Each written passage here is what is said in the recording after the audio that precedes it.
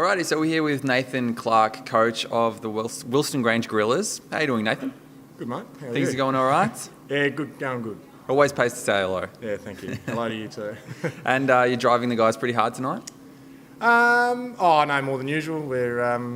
It's been a pretty long pre-season, so we've been mindful to make sure we give them a bit of a break from time to time. But yeah, no, tonight's and the last couple of weeks have been ramping up pretty good. Has that been the challenge, in a sense, to keep the guys on their toes during a long off-season?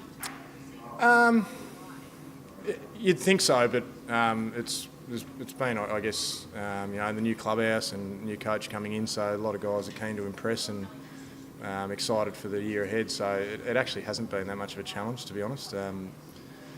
I think we've reflected on what we've done over the last couple of months, and we're pretty happy with the output. And I think we've planned it pretty well. That we've given the guys right in the middle of the pre-season. We gave them a bit of a week off, and it seems to have kept them fresh.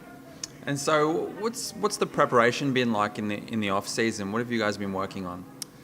I guess just continuing on the good work from what Matt Truella's been able to put into them over the last few years. I mean, the guys had a pretty wretched run with injuries last year and dropped away significantly towards the back end of the year. I know they weren't happy with that, but there's some really good bones in the group, and I think that core will hold us in good stead. So it's really just, I guess, building on the ball movement, just working on a bit of chemistry around stoppages and just trying to fine-tune them a little bit in defence, which is, I'm talking in cliches, but that's the truth.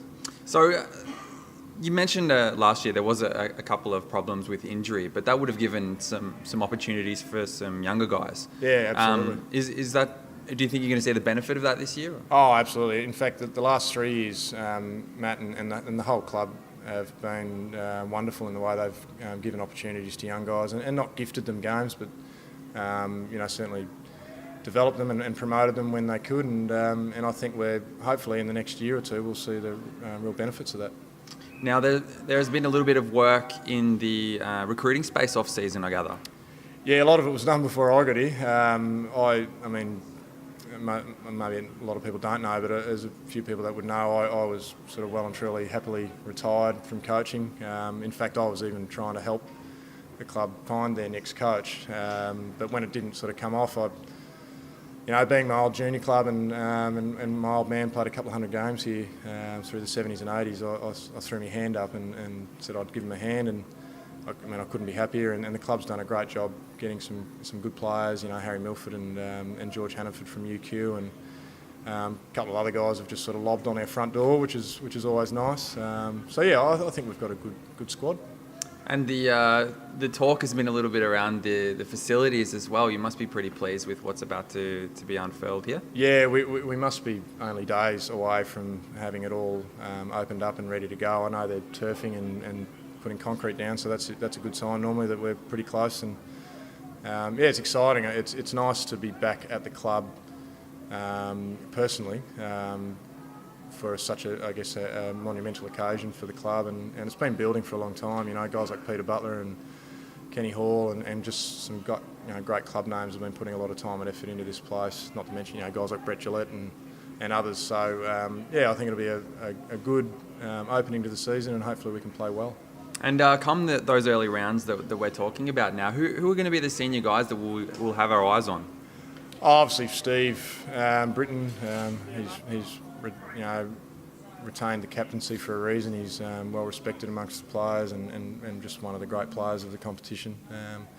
We've got some other guys that probably aren't, as heralded as Steve. Guys. We've got some guys coming back from injury. Taylor McCubbin and Hugh Campbell, who both had pretty significant injuries last year. A guy like Cam Perkins, who's coming off a knee injury as well. So there's some good senior heads amongst the group.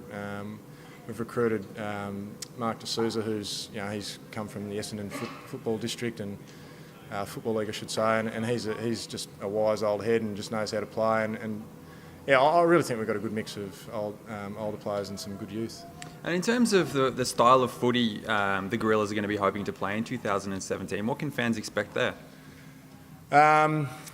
Oh, probably no different to what we're seeing on the AFL at the moment, in that most of the teams look to be trying to score fairly heavily, and I think it looks as though at the moment that offence is the best form of defence at the moment. So if we've got it, they don't, and if we're scoring, then they're not. And I guess the challenge is to balance that. But I've probably always coached in a balanced sense.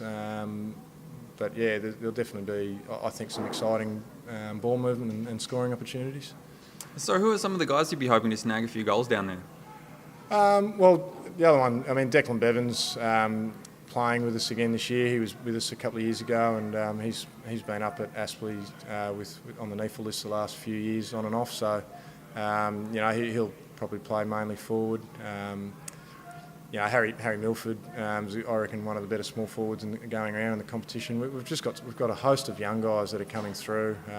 Too many to list, but I'd expect that some of our senior players would feature heavily if we're kicking goals.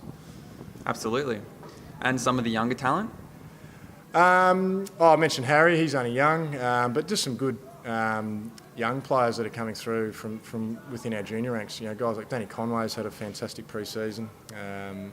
The Warren boys. I keep getting ribbed about the Warren boys because the boys tell me they're the coaches' pets, but they've put in the hard work. There's Maxie Hewitt's had a great pre-season. I mean, I could go on. I'll forget someone. So, But no, we're really excited about our young guys. How cemented are you in your mind about what you're going to take into round one? Oh, team-wise, you mean? I'm not. It's been. I guess the difficulty of the pre-season has been that we haven't been able to play a practice game yet because of the weather, and we're the only team that's not fixtured this weekend. So we're going to have another intra-club. We're sort of busily trying to find another avenue to get a game before round one. It's been quite hard. We're probably going to have to start filming training and our intra-clubs a bit just to get a real good handle on our guys. So we're not anywhere near sort of knowing what's going to run out on round one yet. But it's a big clash with Sandgate. You must be looking forward to it. Yeah, I am. I actually was here 2 years ago for the Anzac Day clash, and it was borderline violent, but it wasn't anything that you wouldn't expect. It was just fiery and intense footy. I think Grange played really well that night. I was doing a bit of work with Aspley at the time and just came down to have a look at a few players, and I was impressed that the club was rocking that night. So I think it'll be a really exciting game, and Sandgate are always a great challenge, a north side rival, and there's such a I guess respected club and one that we always would like to beat, obviously. Well, thank you very much for your time, Nathan. I know you've got to go, and all the best for round one. No worries. Get back on the track. Thanks, mate.